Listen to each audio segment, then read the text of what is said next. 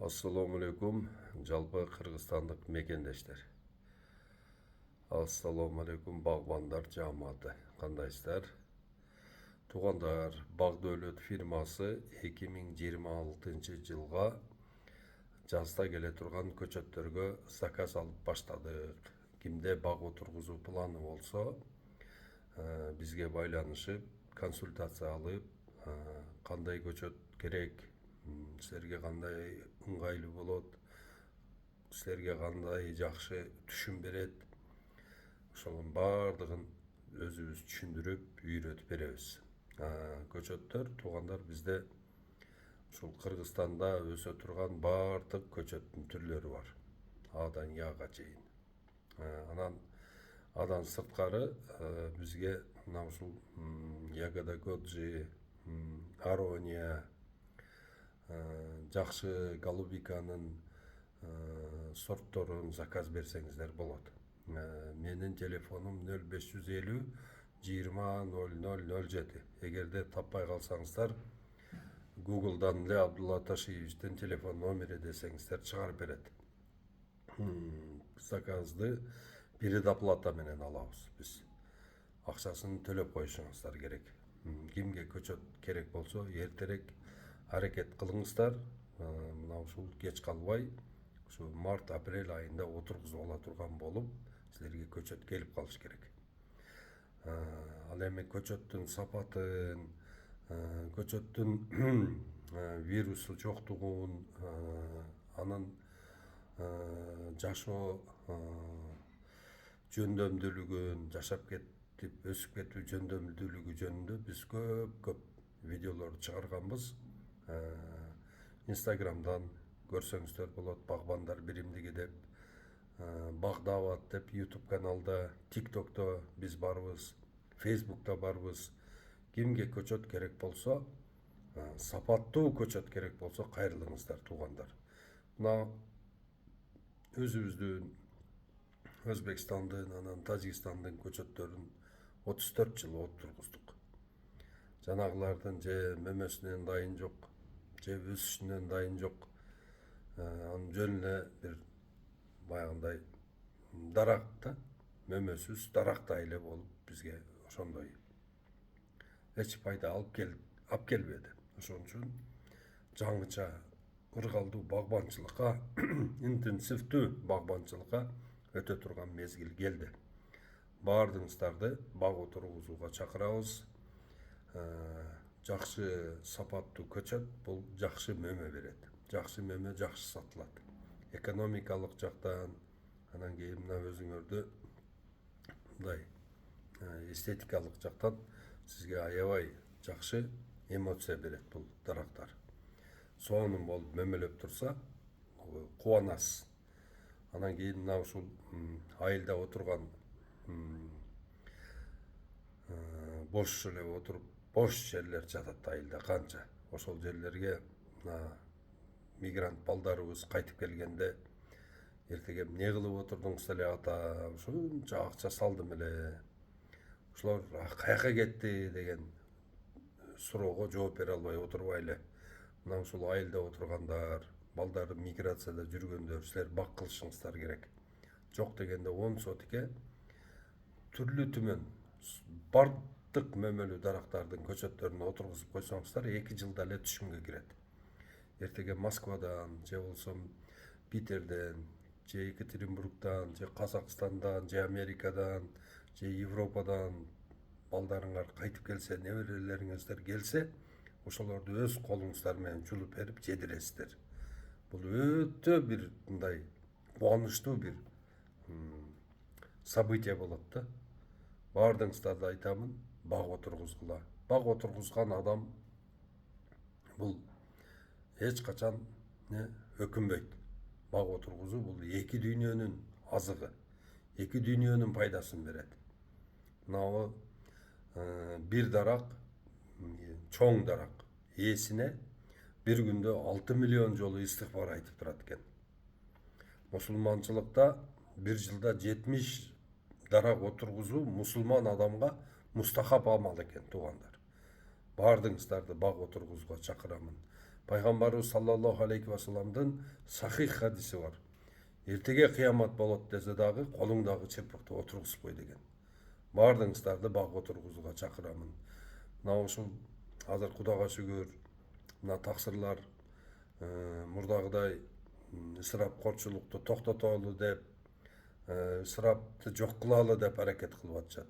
Мына ушул той топур кылган адамдар баг отургузуп, ошол багты 2 жашка подарить этсеңиздер болот. 1 гектар жер алып $10,000. $10,000 ичин бакка толтуруп туруп, анан кийин 2 жашка ошону мына белек кылып берип, ошол жерде кичине эле баягындай той аземин өткөрүп, мына ушул сонун бакты подарить этип койсоңуздар, ошолор белек берип койсоңуздар, ошолор кыйналбай жашайт. Азыр биз кандай кылып атабыз? Очойгон акчага тойду өткөзөбүз, кредит алып өткөрөбүз, карыз алып өткөрөбүз. Анан кийин жанагы тойго келген кишилердин акчасын дагы алып иштетебиз. Ал да жетпей калат. Өткөргөн тоюбуз ушунчалык кымбат. $20,000, $30,000 кетирип той кылып атабыз. Анан акырында жанагы жаштардын же жумушу жок, же окуудан жок, же бир жашап кете турган бир бизнеси жок. Жанагылар Россияга же дагы башка Европага малина тергени кетип атышат. Айласыз кетип атат.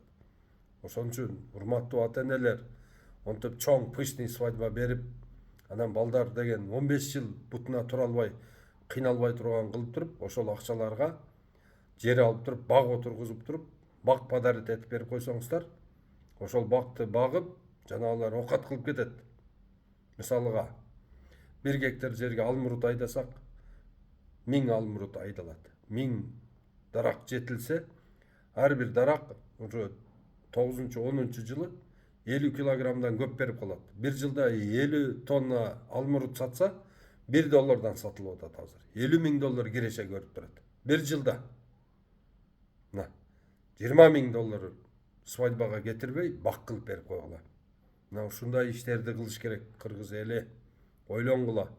Анан мына биздин айыл чарба министрлиги мына Кыргызстандын суу жетпеген жерлерине ирригацияны ойлонуш керек. Ирригация. Мына биздин бийлигибиз ойлонуш керек.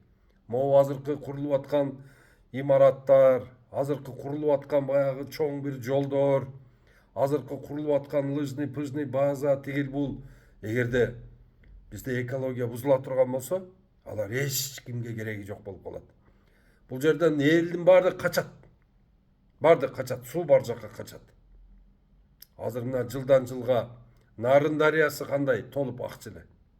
Мына Өзгөндүн дарыясы, мына Куршап дарыясы, Адыгене дарыясы, Компроводко куйган 2 дарыя, 3 дарыя. Кара дарыя кандай акчы эле. Мына ушулардын баардыгы солуп атат. Неге солуп атат? Себеби дегенде баг отургузуу токтоп калды бизде. Мына Союздун кезиндеги болгон бактардын азыр 4төн 1 бөлөгү жок. Бардыгын кыйрат, жок кылдык. Ошого кыргыз мамлекети, кыргыз эли, кыргыздын бардык бийлик бутактары азыр ушул Кыргызстан жерине 7 миллиард бак отургузуу демилгени көтөрүп чыгыш керек. Бир гана өзүбүз эмес, могу Өзбекистан, коңшу Казакстан, Каракалпакстан, Түркмения, Тажикстан, Афганистанга чейин бардык эл баг отургузуш керек. Ошондо анан Азияда токчулук, молчулук, суу кеңири болуп, бар жок ордуна түшөт. Ага чейин ушинтип кыйнала беребиз. Мына баг отургузуу бул эмне? Бул экология. Баг отургузуу бул эмне? Бул экономика. Баг отургузуу бул эмне? Бул таза аба, туризм. Баг отургузуу бул деген жумуш орундар. Ошол 7 миллиард дарактан түшкөн түшүмдү переработка кылганы канча заводдор өзүнөн өзү ассимиляция болуп иштеп кетет. Ушунун бардыгын эл түшүнбөй атат. Жалпы кыргыз элинен суранамын, урматтуу элим, баг отургузуу идеяны колдоңуздар. Мына бизде азыр ишке жарамды 4 миллион гектар жер бар. Ушу 4 миллион гектар жердин бардыгын бак кылып алсак, урматтуу элим, кандай сонун болмок?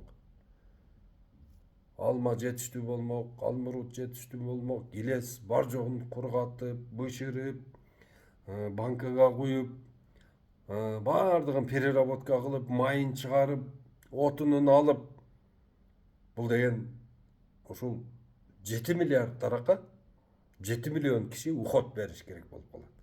Иш, жумуш бул. Анан кийин биздин балдарыбыз ошол дарактардын арасында иштеп, мээнеткеч болуп, бул оорубай, ойлору тазаланып, элдин бакубат жашоосуна бир чоң бир мотивация болмок да. Ошон үчүн урматтуу элим, бак отургузуу идеясы, бул философиясы өтө терең, өтө бир кыргыз элине пайда келтире турган бир чоң бир план. Ушул планга баардыгыңыздарды чакырамын. Чоң кичине дебей баардыгыбыз аракет кылышыбыз керек. Мына бизде азыр көчөт проблемасы өтө курч турат. Бизде көчөт жок. Мына азыркы жасап аткан көчөттөр, жана айыл чарба министрлиги айтып атпайбы? 16 миллион, 28 миллион көчөт жасадык дегенде эмне? Ушулардын баардыгы брак көчөттөр. Ушулардын баардыгы азыркы заман талабына жооп бербей турган көчөттөр. Баардыгы уруктан же болбосо калемчеден чыккан. Азыр дүйнө жүзү клонированияга өтүп кеткен. Мына ушул клонирование менен көчөт чыгарууну колго алышыбыз керек. Мына Кыргызстандын жери көчөт чыгарганы аябай ыңгайлуу да. Мындай погодалар чанда кездешет экен. Ошого биз көчөттү өзүбүзгө да жасап, өзүбүздөн ашканын Өзбекстан, Тажикстан, Казакстан, Россия, Каракалпакстан, Афганистан ошол жака сатсак болот экен. Бизде деген азыр ушундай сонун көчөт жасай турган микрофлора бар экен. Ошону пайдаланыш керек. Азыр бир көчөтканага 12 миллион доллар кетет. 12 миллион доллар бир көчөткана бир жылда эң эле аз дегенде 10 миллион көчөт чыгарат. 10 миллион көчөт чыгарат. Мына бир көчөткө расходу 50 цент кетсин, 1,5 доллардан сата турган болсо, таза 1 доллардан киреше алат мамлекет ошо көчөттөн. Мына ушул көчөтканалардын санын мисалыга бир 10го жеткизип койсо, жыл сайын 100 миллион көчөт, 100 миллион доллар пайда болот.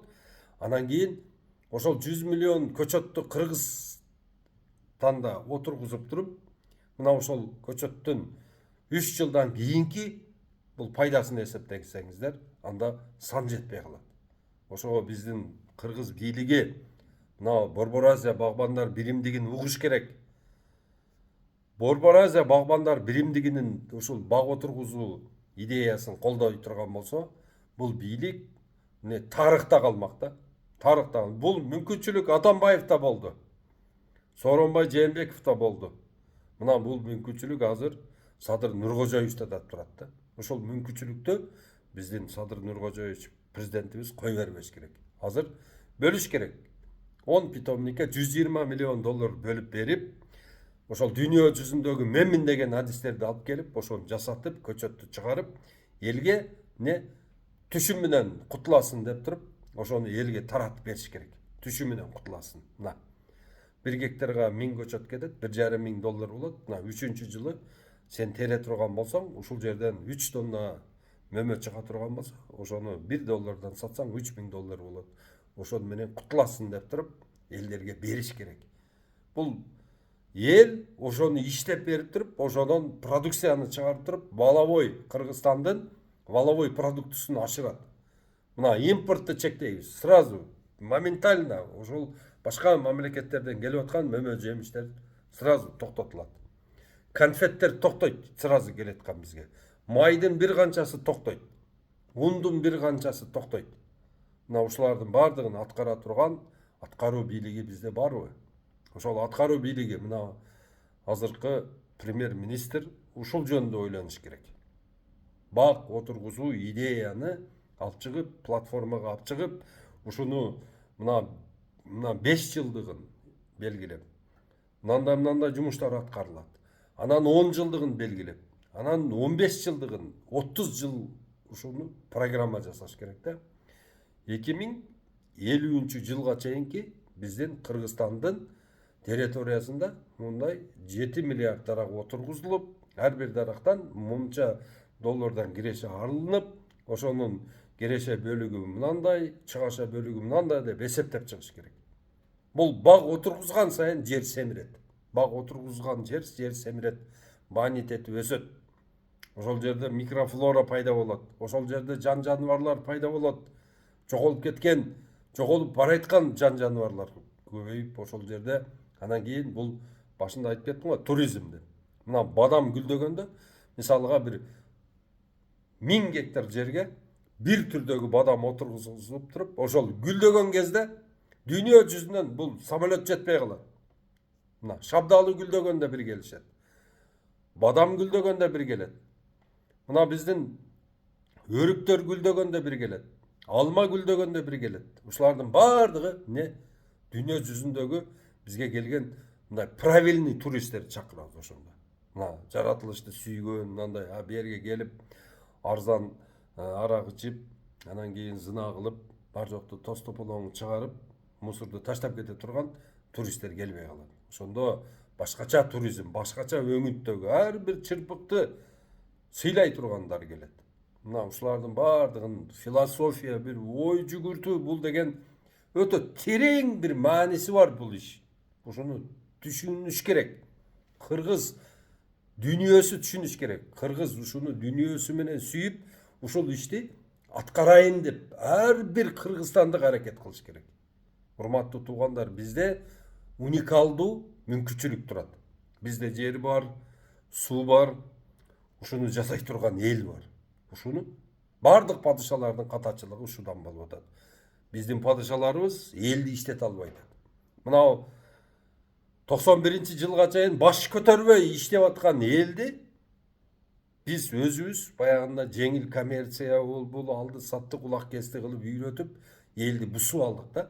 Алдык. Азыр элди кайра мындай колуна кетмен карматып, нанды нана, питти кана дебей турган кылып туруп, мындай грубо айтканда түшүнүк бериш керек. Мал жөнүндө түшүнүк бериш керек, тал жөнүндө түшүнүк бериш керек, чөп жөнүндө түшүнүк бериш керек, арык жөнүндө түшүнүк бериш керек, бардыгын тоо таш жөнүндө түшүнүк. Биздин балдарда азыр Бишкекте, Ошто өскөн балдарыбызда ушундай түшүнүк жок болуп калды. Кээ биркилер Москвадан келип алып, эшекти көрүп, папа, смотри, какой большой заяц деп атат. Бул не деген бул? Ушулардын баардыгын токтото турган мезгил келди. Кыргыз эли, падышалар кыргыз элин иштеткенди үйрөнүш керек. Иштеткенде жөн эле баштан мындай эзгилеп иштете бербей, мынабу план кылып берип, ошодон жанагылар материалдык, анан моралдык пайда алыш керек да. Мына ушундай кылып иштетиш керек. Ошондой мүмкүнчүлүк бар бизде. Биздин элибизде бар. Элибизде, биздин азыркы бийлигибизде бар ушундай мүмкүнчүлүк. Ооба, азыр ипотекалык курулуштар неге керек болуп атат? Айылда жумуш жок. Айылда жумуш жок, айылда разрешение жок, баягындай сейилдей турган эмелер жок. Ошон үчүн элдин баардыгы не? Бишкек менен Ошко, баягы лампочканга учкан мателөктөй, көбөлөктөй баардыгы учуп Бишкек менен Ошко чогулуп атат. Ушуну азыр резко токтотуп туруп биздин бийлигибиз мына ошол инфраструктуранын баардыгын айылга жасаш керек. Айылга жасап, мисалы үчүн эмне үчүн биз бир жылда мына ушул 200 миллион, 300 миллион долларлук Россиядан конфет алып жеп атабыз. Ошону конфет заводдорду куруш керек. Бизде сахар бар, анан баягындай пастила жасай турган бардык мөмө жемиштин түрлөрү бар. Конфет өзүбүздө жасалыш керек. Эмне себептен биз мынабу башка мамлекеттерден сүт азыктарын алышыбыз керек. Андагы бөгөт коюш керек. Эмне үчүн биз май алышыбыз керек. Ошонун баардыгын импортозамещение кылып, айылда жашоону кызык кылып кое турган болсо, Бишкекке ондой ипотекалык курулуштардын кереги жок болуп калат. Себеби дегенде Кыргызстанда 20 миллион адам жашай турган үйлөр бош жатат айылдарда. Мынантип азыркы ипотекалык курулуштарга дагы бир нерселерге акча кетирбей, ошолорго кеткен бетон, ошолорго кеткен цемент, ошолорго кеткен кирпич, кровля, жыгач баардыгын не айылдарга ишкана куруш керек. Айылдарга ишкана курулуп, достойный айлык бере турган болсо, не сонун болуп элдин баардыгы айылга агылып кетип калат. Шаар бош калат, смог да жок болот.